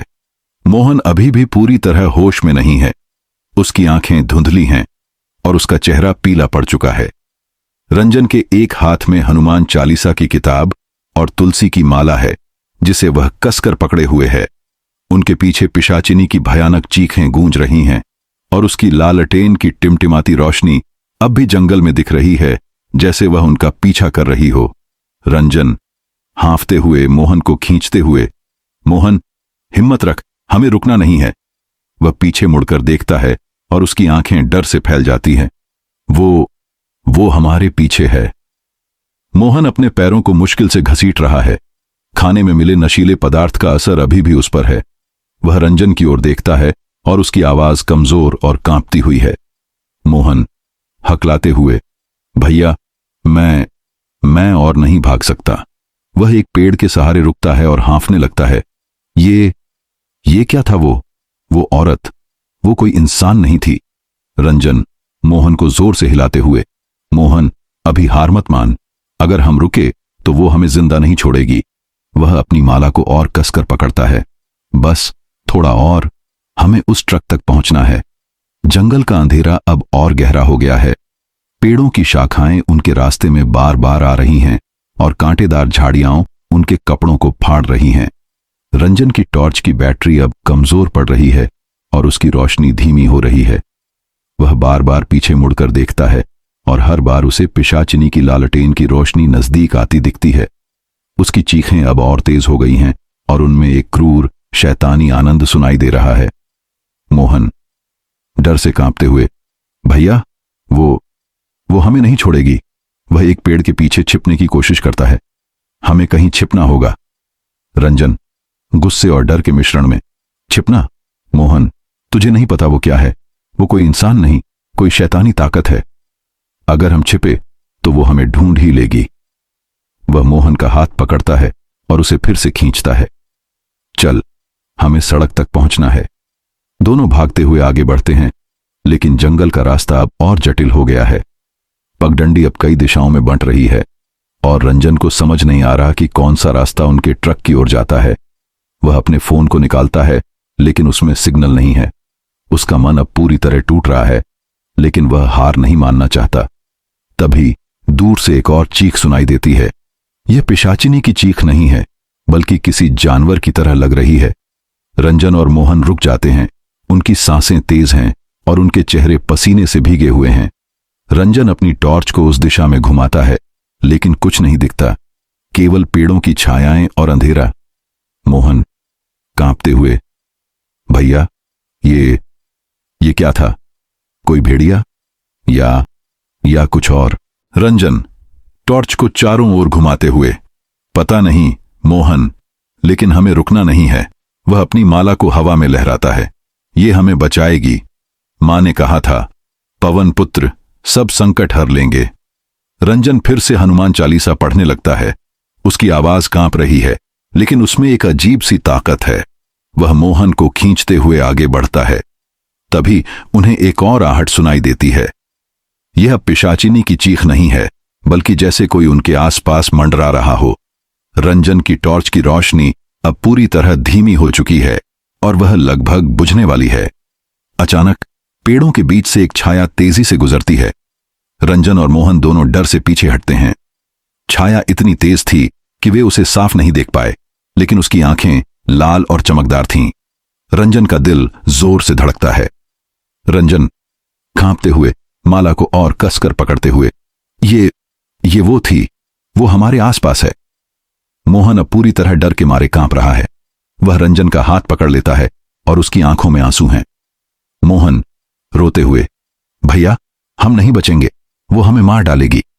वह अपने घुटनों पर बैठ जाता है। मैंने कहा था, हमें उसका खाना नहीं खाना चाहिए था। रंजन मोहन को उठाते हुए सख्त आवाज में, मोहन हिम्मत मत हार, हमने उसका जाल तोड़ा है, अब हमें बस ट्रक तक पहुंचना है। वह अपनी किताब खोलता है और फिर से हनुमान चालीसा पढ़ने लगता है। भूत पिशाच निकट नहीं आवे, महावीर जब नाम सुनावे। उसकी आवाज जंगल में गूंज रही है। तभी पिशाचिनी की चीख फिर से सुनाई देती है, लेकिन इस बार वह थोड़ी दूर लग रही है। रंजन को लगता है कि शायद उसकी माला और मंत्र काम कर रहे हैं। वह मोहन को उठाता है और तेजी से आगे बढ़ता है। कई मिनटों की भागदौड़ के बाद उन्हें दूर से सड़क की हल्की सी चमक दिखाई देती है। रंजन का दिल थोड़ा हल्का होता है। वह सोचता है कि शायद वे अपने ट्रक के पास पहुंच गए हैं, लेकिन जैसे ही वे सड़क के नजदीक पहुंचते हैं, उन्हें एक भयानक सच का सामना करना पड़ता है। दृश्य, सड़क पर उनका ट्रक नहीं है। जहां उन्होंने ट्रक छोड़ा था वहां अब केवल खाली सड़क है। रंजन और मोहन दोनों स्तब्ध हैं। रंजन अपनी टॉर्च को चारों ओर घुमाता है, लेकिन ट्रक का कोई निशान नहीं है। मोहन चीखते हुए, भैया ट्रक ट्रक कहां गया? वह सड़क पर इधर उधर देखता है। वो आदमी, वो मुंशी, क्या उसने हमें धोखा दिया? रंजन गुस्से और डर के मिश्रण में, मुझे नहीं पता मोहन, लेकिन वो बुढ़िया, उसने कहा था कि ट्रक वहां नहीं होगा। वह अपने सिर को पकड़ लेता है। ये सब उसी का जाल था। वो हमें यहां फंसाना चाहती थी। तभी पिशाचिनी की चीख फिर से गूंजती है और इस बार वह बहुत नजदीक है। रंजन और मोहन पीछे मुड़ते हैं और उन्हें पेड़ों के बीच से वही लालटेन की टिमटिमाती रोशनी दिखाई देती है। पिशाचिनी की आकृति अब और साफ हो रही है। उसका शरीर अब पूरी तरह काला और चमकदार है और उसकी आंखें लाल आग की तरह जल रही हैं। वह हवा में तैर रही है और उसकी साड़ी हवा में लहरा रही है। रंजन मोहन को खींचते हुए, मोहन भाग, हमें किसी तरह मदद ढूंढनी होगी। वह अपनी माला को हवा में लहराता है और हनुमान चालीसा पढ़ने लगता है। पिशाचिनी अब और तेजी से उनकी ओर बढ़ रही है। उसकी चीखें अब इतनी तेज हैं कि जंगल का सन्नाटा टूट रहा है। रंजन और मोहन सड़क पर भाग रहे हैं, लेकिन उन्हें नहीं पता कि वे कहां जा रहे हैं। सड़क सुनसान है और दूर दूर तक कोई गाड़ी या इंसान नहीं दिख रहा। तभी दूर से एक हल्की सी रोशनी दिखाई देती है। ये किसी गाड़ी की हेडलाइट्स की तरह लग रही है। रंजन का दिल थोड़ा हल्का होता है। वह सोचता है कि शायद कोई मदद मिल जाएगी। वह मोहन को खींचते हुए उस रोशनी की ओर भागता है। रंजन हांफते हुए, मोहन देख, कोई गाड़ी आ रही है, हमें रुकना होगा। लेकिन जैसे ही वे रोशनी के नजदीक पहुंचते हैं, उन्हें एक और झटका लगता है। यह कोई गाड़ी नहीं है, यह एक पुरानी टूटी हुई बैलगाड़ी है जिसके पास वही लालटेन लटक रही है और उस बैलगाड़ी के पास खड़ी है वही पिशाचिनी जो अब अपनी पूरी भयावहता में उनके सामने है। दृश्य समाप्त होता है। रंजन और मोहन अब पूरी तरह पिशाचिनी के जाल में फंस चुके हैं और उनकी जान बचाने की उम्मीद धीरे धीरे खत्म हो रही है। स्थान कालियारी के पास घना जंगल, बिहार। गहरी रात, आसमान में काले बादल चांद को ढक रहे हैं और जंगल में सन्नाटा अब पूरी तरह टूट चुका है। पिशाचिनी की चीखें और जंगल की रहस्यमयी आवाजें हवा में गूंज रही हैं। सड़क सुनसान है और हवा में सड़ांत की गंध अब इतनी तीव्र है कि सांस लेना मुश्किल हो रहा है। दृश्य, रंजन और मोहन सड़क पर खड़े हैं। उनके चेहरे डर और थकान से सफेद पड़ चुके हैं। सामने एक टूटी हुई बैलगाड़ी है जिसके पास पिशाचिनी अपनी पूरी भयावहता में खड़ी है।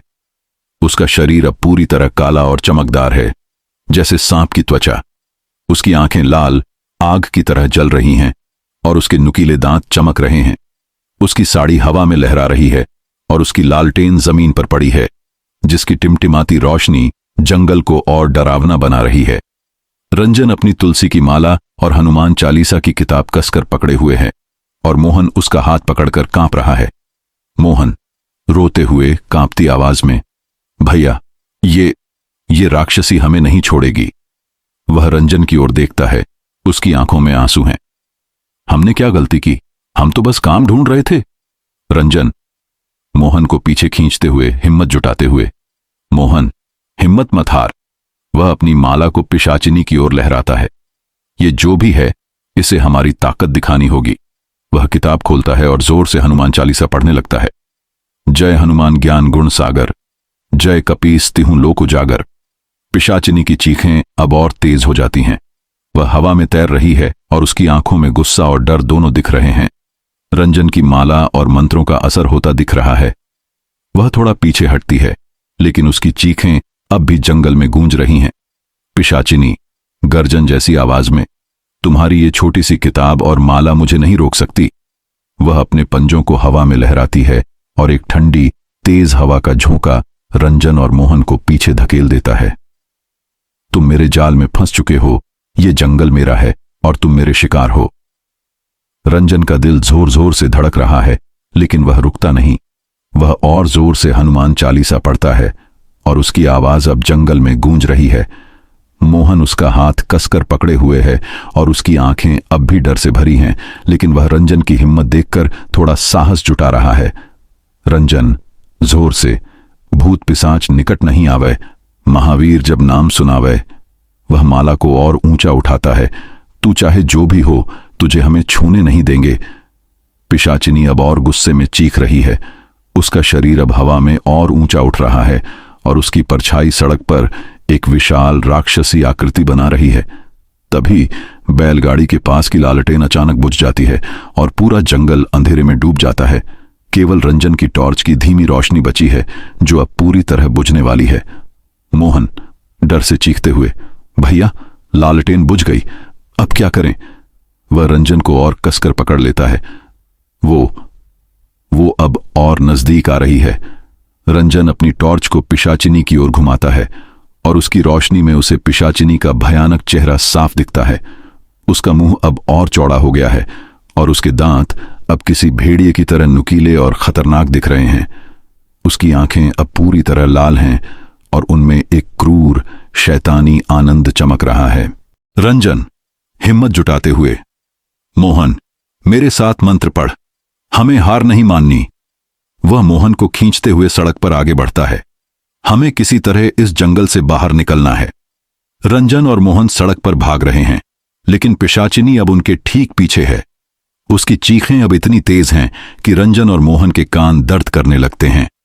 जंगल की शाखाएं उनके रास्ते में आ रही हैं और कांटेदार झाड़ियां उनके कपड़ों को फाड़ रही हैं। रंजन की टॉर्च अब पूरी तरह बुझ चुकी है और अब केवल चांद की हल्की सी रोशनी उनका सहारा है। तभी रंजन को कुछ याद आता है।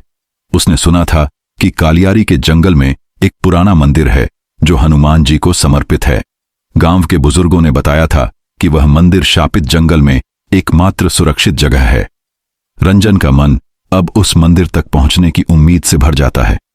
रंजन हांफते हुए, मोहन हमें उस मंदिर तक पहुंचना होगा। वह मोहन को खींचते हुए आगे बढ़ता है। सुना है वहां कोई शैतानी ताकत नहीं पहुंच सकती। मोहन कमजोर आवाज में, मंदिर? भैया हमें कैसे पता चलेगा वो कहां है? वह पीछे मुड़कर देखता है और पिशाचिनी की लाल आंखें अब और नजदीक दिख रही हैं। वो हमें मार डालेगी। रंजन अपनी माला को और कसकर पकड़ता है और हनुमान चालीसा पढ़ने लगता है। उसकी आवाज अब और मजबूत हो रही है, जैसे उसे कोई आंतरिक शक्ति मिल रही हो। वह मोहन को खींचते हुए सड़क पर भाग रहा है और उसकी नजरें चारों ओर मंदिर के निशान ढूंढ रही हैं। तभी दूर से एक हल्की सी रोशनी दिखाई देती है। यह किसी गाड़ी की हेडलाइट नहीं है, बल्कि एक छोटे से दीपक की रोशनी है जो किसी मंदिर के प्रवेश द्वार से आ रही है। रंजन का दिल थोड़ा हल्का होता है। वह मोहन को और तेजी से खींचता है। रंजन उत्साह से, मोहन देख, वो मंदिर है, हमें बस वहां तक पहुंचना है। वह अपनी माला को हवा में लहराता है और जोर से मंत्र पढ़ता है। नासय रोग हरय सब पीरा, जो सुमिरय हनुमत बलबीरा। पिशाचिनी की चीखें अब और तेज हो रही हैं, लेकिन उसकी गति थोड़ी धीमी पड़ रही है। रंजन को लगता है कि मंदिर की पवित्रता उसे रोक रही है। वह और मोहन मंदिर की ओर भागते हैं। मंदिर पुराना और छोटा है, लेकिन उसका प्रवेश द्वार एक बड़े हनुमान जी की मूर्ति से सजा हुआ है। मूर्ति के हाथ में गदा है और उसका चेहरा शांति और शक्ति का प्रतीक है। रंजन और मोहन मंदिर के प्रवेश द्वार तक पहुंचते हैं। जैसे ही वे मंदिर की सीमा में कदम रखते हैं, पिशाचिनी की चीखें अचानक रुक जाती हैं। रंजन पीछे मुड़कर देखता है और उसे पिशाचिनी मंदिर के बाहर खड़ी दिखती है। उसकी आंखें अब भी लाल हैं, लेकिन वह मंदिर की सीमा पार नहीं कर पा रही। पिशाचिनी गुस्से में चीखते हुए, तुम बच नहीं सकते, ये मंदिर तुम्हें हमेशा नहीं बचा सकता। वह अपने पंजों को हवा में लहराती है और जंगल में एक तेज हवा चलने लगती है। रंजन और मोहन मंदिर के अंदर भागते हैं। मंदिर छोटा है, लेकिन उसमें एक अजीब सी शांति है। मूर्ति के सामने एक छोटा सा दीपक जल रहा है और उसकी रोशनी मंदिर को एक पवित्र आभा दे रही है। रंजन और मोहन मूर्ति के सामने घुटनों पर बैठ जाते हैं। रंजन अपनी किताब खोलता है और हनुमान चालीसा पढ़ने लगता है। रंजन जोर से, जय हनुमान, हमें बचा लो। वह मोहन को देखता है जो अब थोड़ा होश में आ रहा है। मोहन, मेरे साथ पढ़, हमें हनुमान जी पर भरोसा करना होगा। मोहन, जो अभी भी कमजोर है, रंजन के साथ मंत्र पढ़ने की कोशिश करता है। उनकी आवाजें मंदिर में गूंज रही हैं। बाहर पिशाचिनी की चीखें अब भी सुनाई दे रही हैं, लेकिन वे अब कमजोर पड़ रही हैं।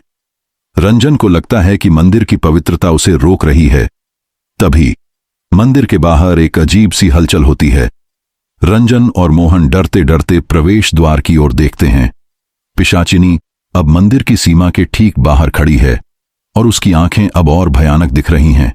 वह अपने पंजों से जमीन को खुरच रही है, जैसे वह मंदिर की पवित्रता को तोड़ने की कोशिश कर रही हो।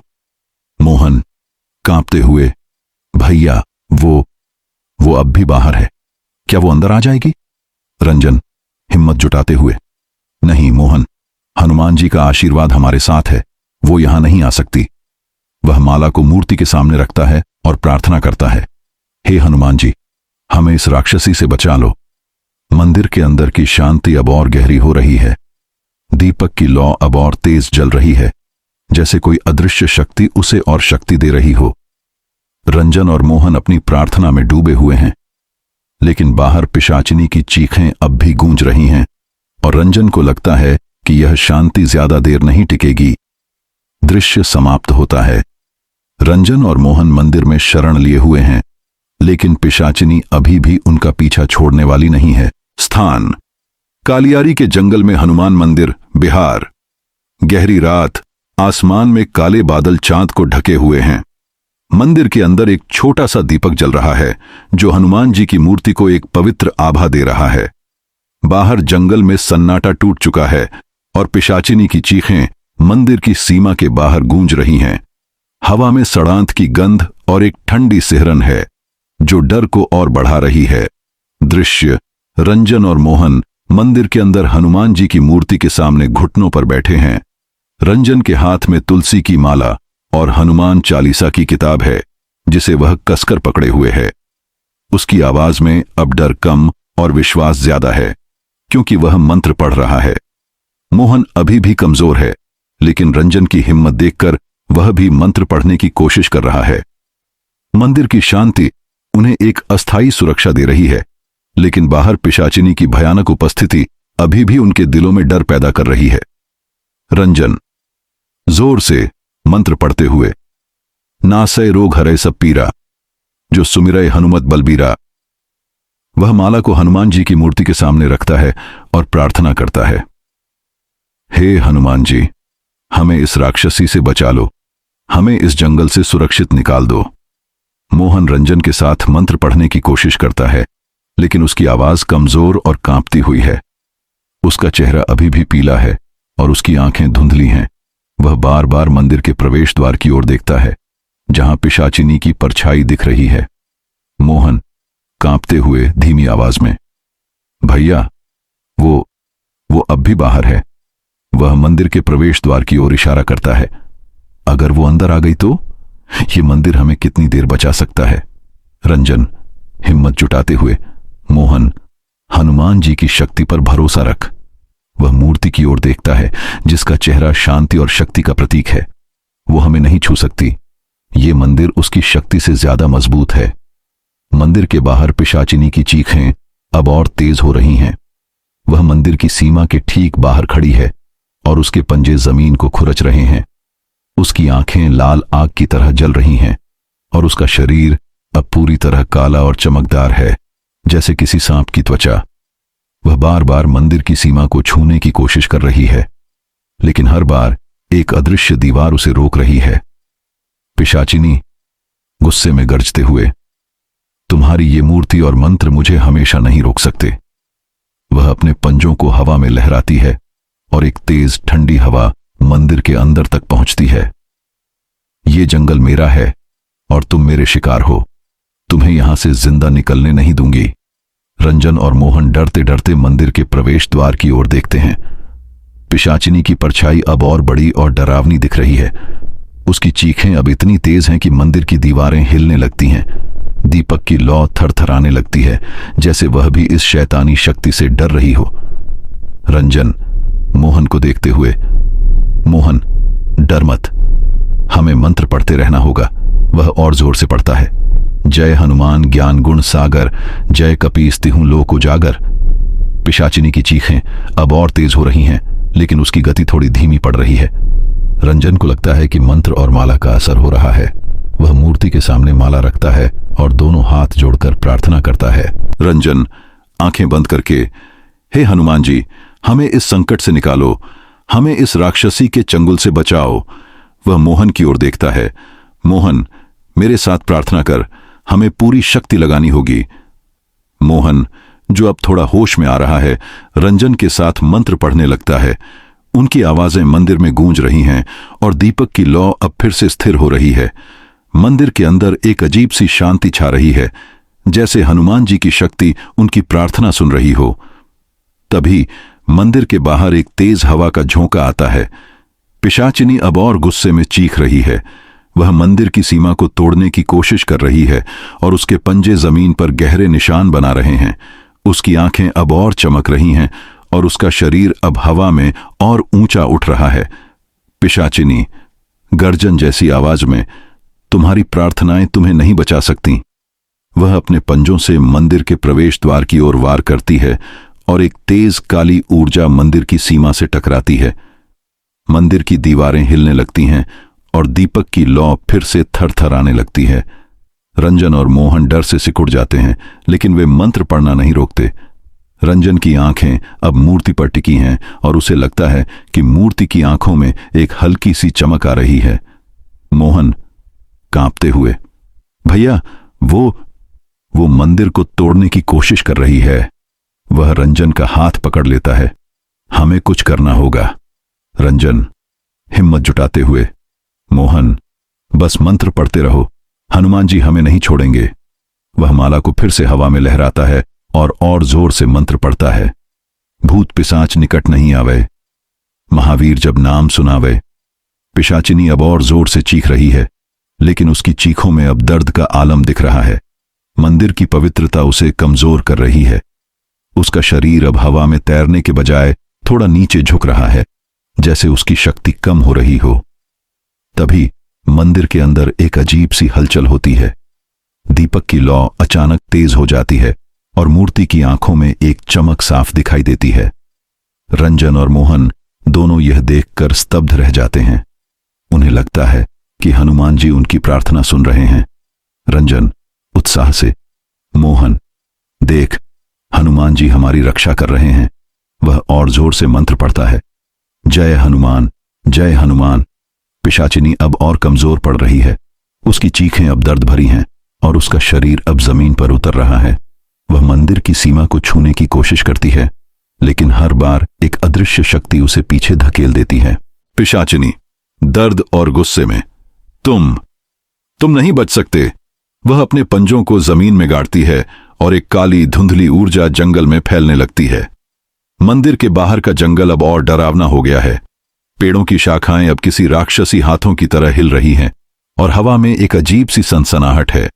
रंजन और मोहन मंदिर के अंदर सुरक्षित हैं, लेकिन उन्हें लगता है कि यह सुरक्षा ज्यादा देर नहीं टिकेगी। मोहन डरते हुए, भैया वो अब भी नहीं रुक रही, क्या वो मंदिर को तोड़ देगी? रंजन हिम्मत जुटाते हुए, नहीं मोहन, हनुमान जी की शक्ति उससे कहीं ज्यादा मजबूत है। वह मूर्ति की ओर देखता है, हमें बस सुबह तक टिकना है, सूरज निकलते ही उसकी शक्ति कम हो जाएगी। रंजन और मोहन फिर से मंत्र पढ़ने लगते हैं। उनकी आवाजें अब और मजबूत हो रही हैं और मंदिर के अंदर की शांति अब और गहरी हो रही है। दीपक की लौ अब और तेज जल रही है और मूर्ति की आंखों में चमक बढ़ रही है। तभी मंदिर के बाहर एक और हलचल होती है। पिशाचिनी अब जमीन पर बैठ गई है और उसकी आंखें अब पहले जितनी चमकदार नहीं हैं। वह बार बार मंदिर की ओर देख रही है, लेकिन उसकी शक्ति अब कम हो रही है। रंजन को लगता है कि उनकी प्रार्थना काम कर रही है। रंजन मोहन से, मोहन देख, वो कमजोर पड़ रही है, हमें रुकना नहीं है। वह और जोर से मंत्र पढ़ता है, जय हनुमान, जय हनुमान। पिशाचिनी अब और दर्द में चीख रही है। उसका शरीर अब धीरे धीरे धुंधला हो रहा है, जैसे उसकी शक्ति खत्म हो रही हो। लेकिन तभी वह एक आखिरी बार चीखती है और एक काली धुंधली ऊर्जा मंदिर की ओर बढ़ती है। यह ऊर्जा मंदिर की सीमा से टकराती है और मंदिर की दीवारें फिर से हिलने लगती हैं। मोहन डर से चीखते हुए, भैया वो कुछ कर रही है। वह रंजन को कसकर पकड़ लेता है। हमें क्या करना चाहिए? रंजन हिम्मत नहीं हारते हुए, मोहन बस प्रार्थना करते रहो। वह माला को मूर्ति के सामने रखता है और जोर से मंत्र पढ़ता है, हनुमान जी हमें बचा लो। मंदिर की दीवारें अब और जोर से हिल रही हैं और दीपक की लौ फिर से थरथराने लगती है। लेकिन रंजन और मोहन की प्रार्थना रुकने का नाम नहीं ले रही। उनकी आवाजें अब मंदिर में एक शक्तिशाली गूंज बन रही हैं। दृश्य समाप्त होता है। रंजन और मोहन मंदिर में अपनी आखिरी लड़ाई लड़ रहे हैं और पिशाचिनी की शक्ति धीरे धीरे कम हो रही है। लेकिन क्या वे सुबह तक टिक पाएंगे? स्थान कालियारी के जंगल में हनुमान मंदिर, बिहार। गहरी रात, आसमान में काले बादल चांद को ढके हुए हैं। मंदिर के अंदर हनुमान जी की मूर्ति के सामने एक छोटा सा दीपक जल रहा है, जिसकी लौ अब स्थिर और तेज है। मंदिर की पवित्रता रंजन और मोहन को एक अस्थायी सुरक्षा दे रही है, लेकिन बाहर पिशाचिनी की चीखें और उसकी शैतानी शक्ति मंदिर की सीमा को चुनौती दे रही हैं। हवा में सड़ांत की गंध और ठंडी सिहरन अब भी बरकरार है। दृश्य रंजन और मोहन मंदिर के अंदर हनुमान जी की मूर्ति के सामने घुटनों पर बैठे हैं। रंजन के हाथ में तुलसी की माला और हनुमान चालीसा की किताब है, जिसे वह कसकर पकड़े हुए है। उनकी आवाजें मंदिर में गूंज रही हैं, क्योंकि वे एक साथ मंत्र पढ़ रहे हैं। मोहन अब पूरी तरह होश में आ चुका है और उसकी कमजोरी धीरे धीरे कम हो रही है। मंदिर के बाहर पिशाचिनी मंदिर की सीमा के ठीक बाहर खड़ी है। उसके पंजे जमीन को खुरच रहे हैं और उसकी आंखें लाल आग की तरह जल रही हैं। उसका शरीर अब धुंधला हो रहा है, जैसे उसकी शक्ति कम हो रही हो। रंजन जोर से मंत्र पढ़ते हुए, भूत पिशाच निकट नहीं आवे, महावीर जब नाम सुनावे। वह माला को हनुमान जी की मूर्ति के सामने लहराता है और प्रार्थना करता है, हे हनुमान जी, हमें इस राक्षसी के चंगुल से बचा लो, हमें इस जंगल से सुरक्षित निकाल दो। मोहन अब रंजन के साथ पूरे जोश से मंत्र पढ़ रहा है। उसकी आवाज में अब डर कम और विश्वास ज्यादा है। मंदिर की दीवारें अब कम हिल रही हैं और दीपक की लौ अब और तेज जल रही है, जैसे हनुमान जी की शक्ति उनकी प्रार्थना सुन रही हो। मोहन हिम्मत जुटाते हुए, भैया मुझे लगता है हमारी प्रार्थना काम कर रही है। वह मंदिर के प्रवेश द्वार की ओर देखता है। वो अब पहले जितनी मजबूत नहीं दिख रही। रंजन उत्साह से, हां मोहन, हनुमान जी की कृपा हम पर है, हमें रुकना नहीं है। वह और जोर से मंत्र पढ़ता है, जय हनुमान ज्ञान गुण सागर, जय कपीस तिहूं लोक उजागर। मंदिर के बाहर पिशाचिनी अब और कमजोर पड़ रही है। उसकी चीखें अब दर्द भरी हैं और उसका शरीर अब जमीन पर उतर चुका है। उसकी आंखें अभी भी लाल हैं, लेकिन उनकी चमक अब पहले जितनी तेज नहीं है। वह मंदिर की सीमा को छूने की कोशिश करती है, लेकिन हर बार एक अदृश्य शक्ति उसे पीछे धकेल देती है। पिशाचिनी दर्द और गुस्से में चीखते हुए, तुम मेरी शक्ति को नहीं रोक सकते। वह अपने पंजों को जमीन में गाड़ती है और एक काली धुंधली ऊर्जा मंदिर की ओर बढ़ती है। ये जंगल मेरा है, तुम मेरे शिकार हो। मंदिर की दीवारें फिर से हिलने लगती हैं, लेकिन इस बार उनकी हलचल पहले जितनी तेज नहीं है। दीपक की लौ अब और स्थिर हो रही है और मूर्ति की आंखों में एक चमक साफ दिख रही है। रंजन और मोहन की प्रार्थनाएं अब और मजबूत हो रही हैं और मंदिर के अंदर एक पवित्र ऊर्जा फैल रही है। रंजन मोहन से, मोहन देख, हनुमान जी की शक्ति उस राक्षसी को कमजोर कर रही है। वह माला को और ऊंचा उठाता है। हमें बस सुबह तक टिकना है, सूरज निकलते ही उसकी शक्ति खत्म हो जाएगी। मोहन अब पूरी तरह रंजन के साथ है। वह भी माला को छूता है और मंत्र पढ़ने में उसका साथ देता है। उनकी आवाजें अब मंदिर में एक शक्तिशाली गूंज बन रही हैं। मंदिर की पवित्रता अब और मजबूत हो रही है और पिशाचिनी की चीखें अब धीमी पड़ रही हैं। तभी मंदिर के बाहर एक अजीब सी हलचल होती है। पिशाचिनी अब जमीन पर लेट गई है और उसका शरीर अब पूरी तरह धुंधला हो रहा है। उसकी आंखें अब भी लाल हैं, लेकिन उनमें अब वह क्रूर चमक नहीं है। वह एक आखिरी बार चीखने की कोशिश करती है, लेकिन उसकी आवाज अब कमजोर और टूटी हुई है। पिशाचिनी कमजोर आवाज में, तुम बच नहीं सकते। वह मंदिर की ओर एक आखिरी बार अपने पंजे बढ़ाती है, लेकिन उसकी उंगलियां अब धुंध में बदल रही हैं।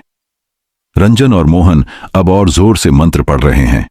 उनकी आवाजें अब इतनी शक्तिशाली हैं कि मंदिर की दीवारें अब हिलना बंद हो गई हैं।